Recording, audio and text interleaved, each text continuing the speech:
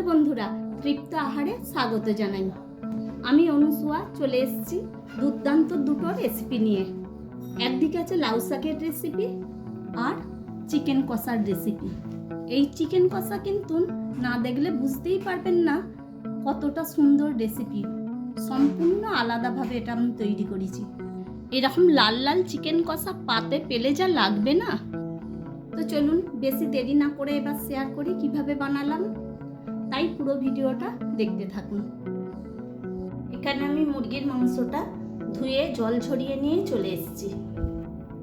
কিছুটা পেঁয়াজ আমি এইভাবে পেস্ট করে নিয়েছি, আর একটা বড় সাইজের টমেটোকেও পেস্ট করে নিয়েছি। প্রথমেই মাংসটার মধ্যে আমি দিয়ে দিচ্ছি আদা, রসুন, জিরে, শুকনো লঙ্কার একটা পেস্ট। তারপরে দিয়ে দিচ্ছি পেঁয়াজের পেস্টটা। এবার দিয়ে দিচ্ছি টমেটোর পেস্ট। এবার এই পেস্টগুলো দিয়ে মাংসটাকে খুব ভালো করে মাখিয়ে নেব।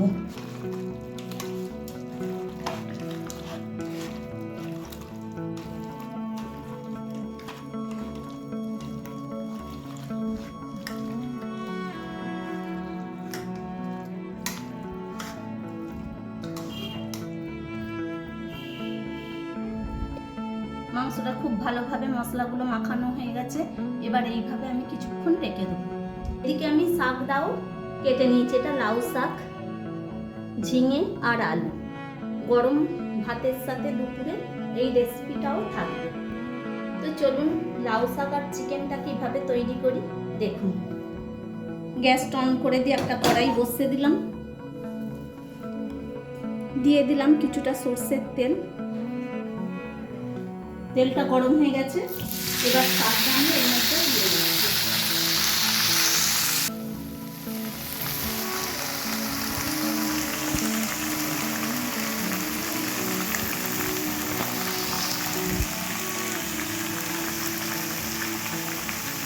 শাকটার সাথে সবজিগুলোকেও একটু নেড়ে নেব।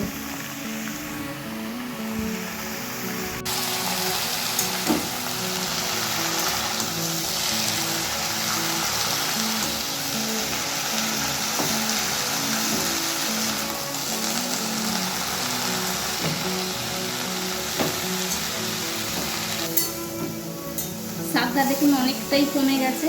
এবার এর মধ্যে কিছুটা মশলা আমি দিয়ে দেবো। দিয়ে দিলাম স্বাদ অনুযায়ী নুনটা, পরিমাণ মতন হলুদ গুঁড়ো আর ঝাল অনুযায়ী লঙ্কার গুঁড়ো। আপনারা যে যেমন ঝালটা পছন্দ করেন সেইভাবে লঙ্কার গুঁড়োটাও দেবেন।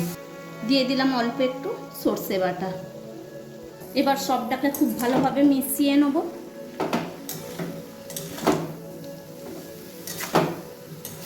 দেখুন শাক দেখে নিয়ে অনেকটা জলও বেরিয়েছে, আর এটা মিশিয়ে নিতেও খুব সুবিধে হবে। দেখুন জলটা প্রায় শুকনো হয়ে গেছে। এবার আমি সেদ্ধ হওয়ার জন্য কিছুটা জল দিয়ে দেবো।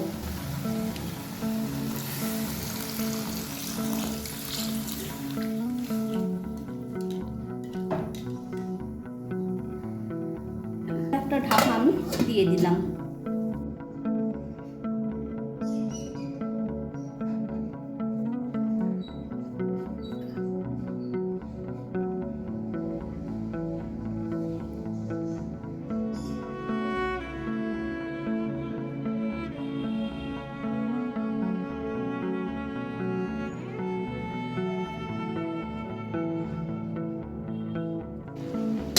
শাকের ঢাকাটা খুলে দেখে নেব শাকটা কীরকম সেদ্ধ হয়েছে। আমি মাঝখানে আরও একবার নেড়ে দিয়েছিলাম।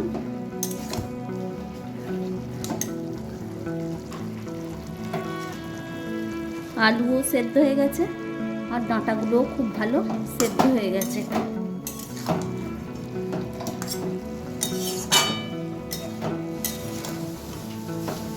এবার এর মধ্যে কিছুটা কাঁচা সর্ষের তেল দিয়ে দেবো। তেলটা দেয়া হয়ে গেছে। সবটাকে খুব ভালোভাবে এবার একটু মিশিয়ে নেব।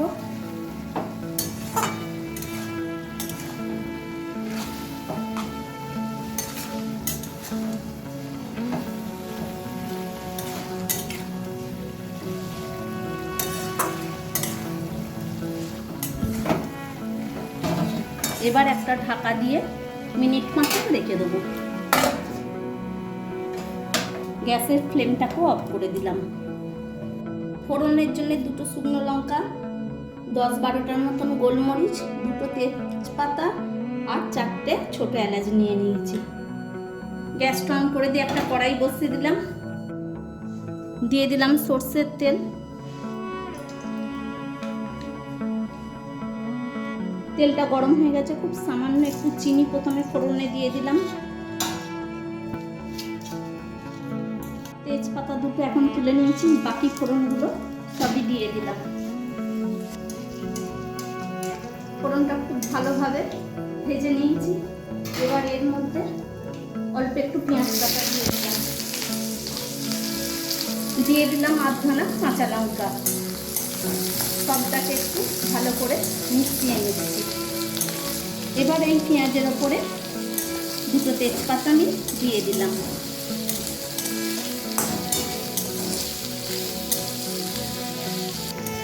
তেজপাতাটা আমি পরে দিয়েছি, কারণ তেজপাতাটা প্রথমে দিলে ভাজাটা বেশি হয়ে গেলে উগ্র গন্ধ এসে যেত, তাই এটাকে আমি পেঁয়াজের সাথে ভেজে নিচ্ছি।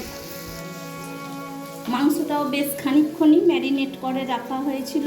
এবার পেঁয়াজটার এই হালকা ভাজা অবস্থাতে আমি মাংসটাকে দিয়ে দিচ্ছি।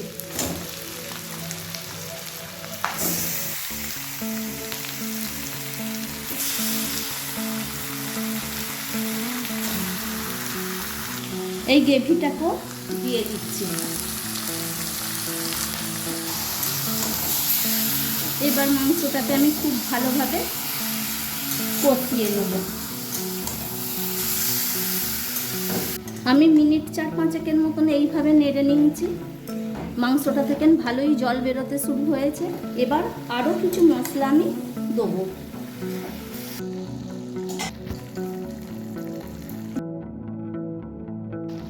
দিয়ে দিলাম কাশ্মীরি মির্চ পাউডার, দিয়ে দিলাম হলুদ গুঁড়ো, অল্প করে একটু ঝাল লঙ্কারও গুঁড়ো, স্বাদ অনুযায়ী নুন। এবার সবটাকে খুব ভালোভাবে মিশিয়ে নেব।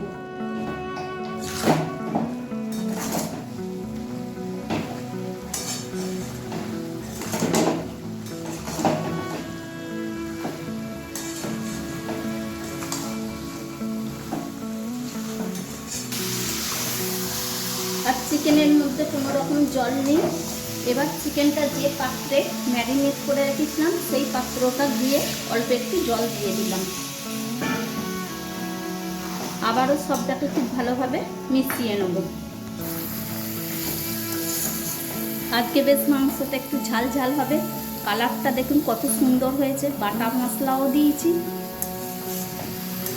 আবার গুঁড়ো মশলাও কিছুটা দিয়েছি। কাশ্মীরি রেড চিলি পাউডার তো কালারটা খুব সুন্দর আনে। দেখুন বন্ধুরা কত সুন্দর তেল ছেড়েছে।